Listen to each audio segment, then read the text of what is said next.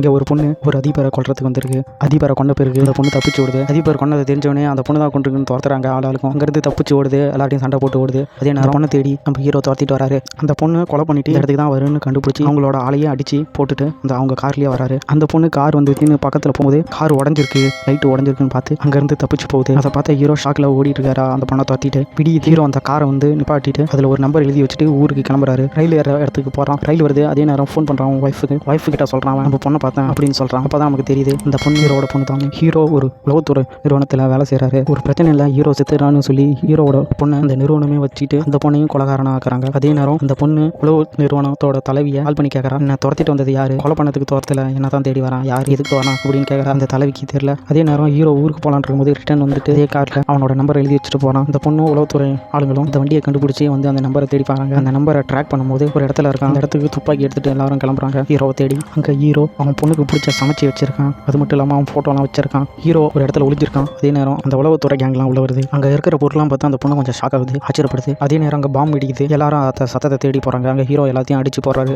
Hero வர்றாரு. அதை துரத்திக்கிட்டு அந்த பொண்ணு ஓடுது. ஒரு ரூட்டுக்குள்ள போய் ஒளிஞ்சுக்கிறாரு. அங்கே போய் அந்த பொண்ணு பார்க்குது. அங்கே பார்த்தா அவங்க அப்பா பார்த்தவனே ஷாக்கிங், என்ன சாவலியா நீங்க செத்துறீங்கன்னு நினைச்சேன், ஏன் பார்க்க வரலன்னு சத்தம் போடுது. துப்பாக்கி மிரட்டுது. 2 பேர் சண்டை போடுறாங்க. அந்த பொண்ணு ஹீரோ வெட்டிச்சு மயக்கம் போட வைக்குது. அந்த பொண்ணு உளவுத்துறை தலைவிக்கு ஃபோன் பண்ணி எங்கள் அப்பாவை கொள்றதுக்கு அனுப்புனீங்க, உங்களுக்கு தெரியுமா தெரியாத அந்த பொண்ணு பேசுது. அதே நேரம் ஹீரோ மயக்கிருந்து சொல்கிறான், வா இங்கிருந்து கிளம்பலாம்னு சொல்கிறான். அந்த பொண்ணு அதை கேட்க மாட்டேது. அதே நேரம் உளவுத்துறையிலேருந்து அந்த ஒரு பையன் கண்ணை வச்சு கொள்றதுக்கு வரான். கொல்ல வந்தவனே அந்த பொண்ணு கொன்றுது. கொல்ல வந்தவனோட ஃபோன் எடுத்து பார்க்கும்போது ஹீரோட பொண்ணையும் ஹீரோவையும் கொல்ல அப்படின்னு மெசேஜ் வந்துருக்கு. அதை பார்த்து அந்த பொண்ணு ஷாக் ஆகுது. அங்கேருந்து ஹீரோவோட பொண்ணும் தப்பிச்சு போகிறாங்க. அதோட இந்த படம் முடியுது.